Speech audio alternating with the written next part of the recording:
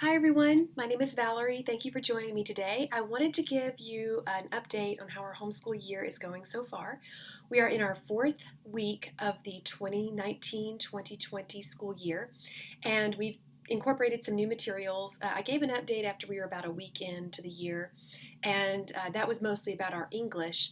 Now I'd like to give a little update about science. Now, my fourth grader is doing ACE Science, and I did a video on the fourth grade choices, our curriculum choices. And so that's, if you are interested in that, I will post a link to that below. But one of the things I wanted to do to enhance the science paces or the science curriculum that he's doing is I wanted to do some experiments and projects. Now, the paces do include some projects, so I only had to supplement with a few of the paces that didn't have anything extra to do. So he's completed the first pace. It takes 3 weeks to complete a pace, and this was his first little project. It's a box, and it says everything is matter because that's what he was studying. He was studying the states of matter, liquid, gas, and solid, and he was supposed to compile some objects into a display kit of some kind, and so he did that. So I'm going to insert a photo of my son Mitchell when he did his project. Now I had a lot of little kids back then, so his project was a little rough around the edges. It wasn't as finished looking as this one. I didn't have as much time to devote, unfortunately, to helping him do it. I did have time to type out everything as matter for him on the computer, so that looked a little professional, but the whole idea was to take a lid of a box and to glue in different items. You could use containers and have liquids if you wanted to.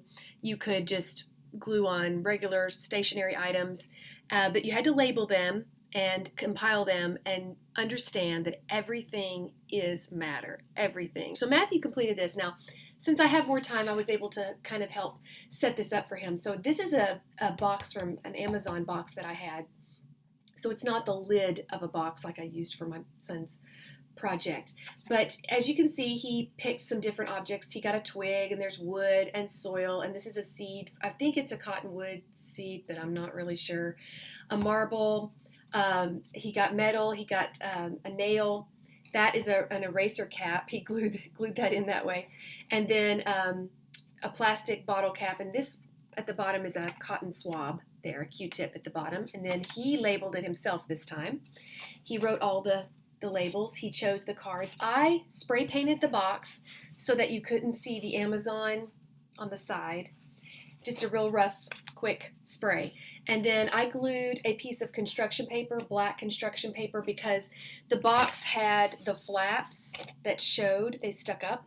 So to smooth that out, I glued on a piece of black construction paper, and also it made it pop a little bit with the cards. And I had thought he would want to trim these cards down to make them smaller so that he could fit more objects in it, and so that, it would be a little less white showing and you could see more of the black background. But this was what he wanted to do, and that was fine with me because he did it all himself, and he was really happy with that, and I was happy with that.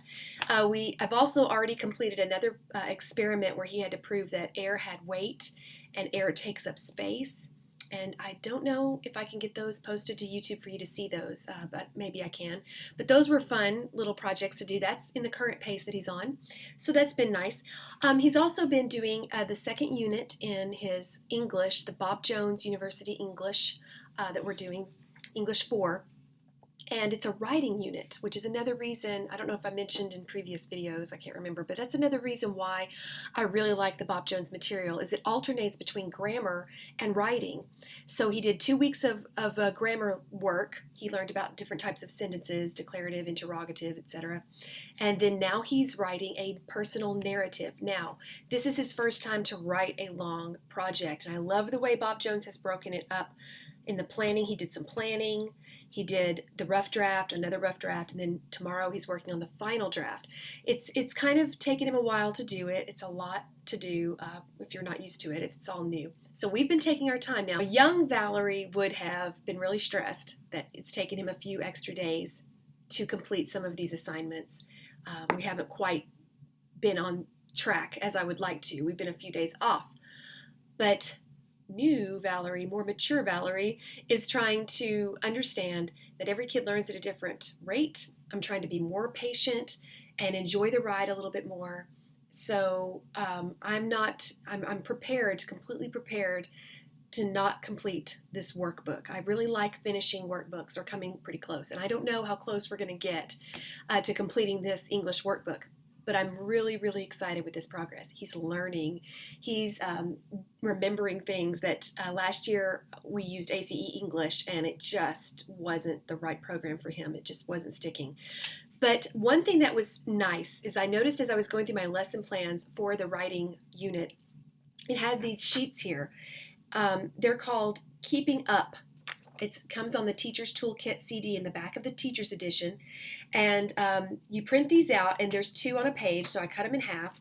So for Lesson 15, before we did the writing work, he did this quick review. So he had to review how to draw a line between the complete subject and the complete predicate. Then he underlined the simple subject and the simple predicate. Here he had to write if the sentence was simple or compound. And he learned about those different types of sentences in the previous unit as well. Here he learned about some analogies, word analogies. He doesn't know they're called that, but and then here he had to label the sentence if it was declarative, interrogative, imperative, or exclamatory. So what a great way to review the grammar lesson that he had done 2 weeks before. Another thing, I didn't even know this was in there, that this was part of their program. So what a delightful surprise to see that he's not falling behind. So I was really happy about that. Next week he'll do the 3rd chapter, and that's going to be another grammar unit. And then the unit after that will be a writing unit, and it will alternate back and forth. And in the writing units, there are always these reviews that they can do to review previous material so they don't forget. So I was really excited to discover that that's how they set the program up. I've been just really thrilled with it, and I continue to be thrilled. The other kids are doing really well. Lacey's doing the Sunlight Science F for girls, and she is really enjoying that. I will say that some of the answers in the activity sheets with the Sunlight curriculum, she hasn't been able to find in the books that she's been reading, the exact answers. So she has had to look some things up online and do a little of her own research. So that took some extra time, but it hasn't been horrible. That's only happened maybe once or twice. Another thing is that when I did the unboxing video, I did not know what this book was. I had not heard of it, and I didn't have a chance to really review it while unboxing it. So since then, obviously, I've looked through all the materials in this book. I thought it was a book about the changing body of a boy and girl, and it kind of is about that, but it's mostly the story of human reproduction, the story of sex.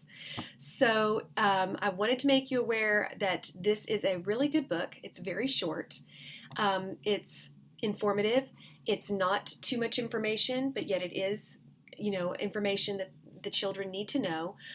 I had my kids read it, not all of them, but the ones that are in this age range read the book as just information. A lot of the things they already knew. We've already talked to our kids, but it's a nice way to present it. It's written by Kenneth Taylor, who's a Christian, and so he presents the material in a very discreet way and very straightforward as well. So if you're interested in checking this out for your young person, I recommend it. Obviously, read it first. It's very brief, like I said, so it wouldn't take you 10 minutes probably to read it. I don't know. It's very, very quick read. So, but we're enjoying that. We're enjoying the science. We're adjusting. We're making adjustments to our schedule. My oldest son is working a job right now, and it's been really nice that he can rearrange our homeschooling to fit his work schedule. So that's been great. Leslie is enjoying the Apology of Science. Well, I say enjoying. She's not really into all the experiments and the lab notebook and everything, but it's a good experience for her. Also, she will be starting a Spanish class, which we did not know was available when I first started the school year 4 weeks ago. It just kind of popped up in our area. So she'll be starting Spanish. So she'll be getting her foreign language credit in 9th grade. I usually wait till 10th or 11th grade to even worry about that so that they're more mature and, but she's ready for it. She seems to be enjoying the school that she has, and she seems to be able to keep up. So we are going to go ahead and add that Spanish class in. And she's taking piano lessons, and so that's been good.